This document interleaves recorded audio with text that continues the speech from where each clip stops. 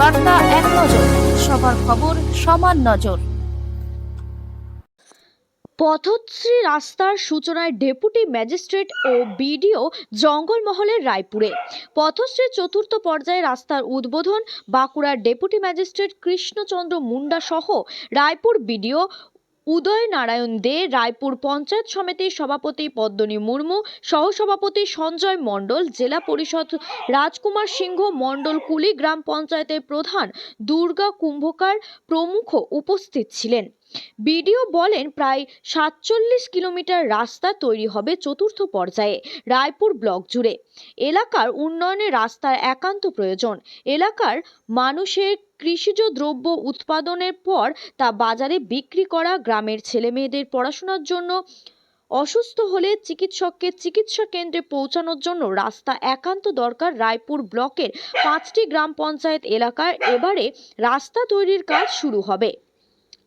মুখ্যমন্ত্রী গ্রামগঞ্জের রাস্তার ওপর জোর দিয়েছেন। তার ফলে রায়পুর ব্লকের 5টি গ্রাম পঞ্চায়েত এলাকায় পথশ্রী প্রকল্পের কাজের সূচনা হলো। আজ রায়পুর ব্লকের ঢেকিকাটা এলাকায় চাপাপাল ফুটবল মাঠে মূল উদ্বোধন অনুষ্ঠান অনুষ্ঠিত হয়। এছাড়া আজকের অনুষ্ঠানে বক্তব্য রাখেন ডেপুটি ম্যাজিস্ট্রেট কৃষ্ণচন্দ্র মুন্ডা, জেলা পরিষদের সদস্য রাজকুমার সিংহ, জাতীয় শিক্ষক তথা রায়পুর ব্লক তৃণমূল কংগ্রেসের সভাপতি জগবন্ধু মাহাতো, চাপাপাল গ্রামের মোড়ল বৈদ্যনাথ কিস্কু। গ্রামবাসীরা বলেন, এই রাস্তায় আমাদের খুব দরকার ছিল। রাস্তাটি হলে আমাদের চাপাপাল ঢেকিকাটা গ্রাম সহ বেশ কয়েকটি গ্রামের মানুষ উপকার হবে। বাঁকুড়ার জঙ্গলমহল থেকে সাধন মণ্ডলের রিপোর্ট, বার্তা এক নজর।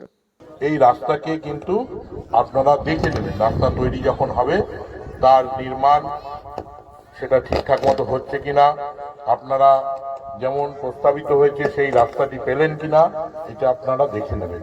কারণ আপনাদের অনেক যে প্রত্যাশা, প্রতীক্ষা, অপেক্ষার পরে একটা রাস্তা আপনারা পাচ্ছেন, সেই রাস্তাটি আপনাদের এলাকার সম্পদ এবং এই সম্পদের মালিক আপনারা।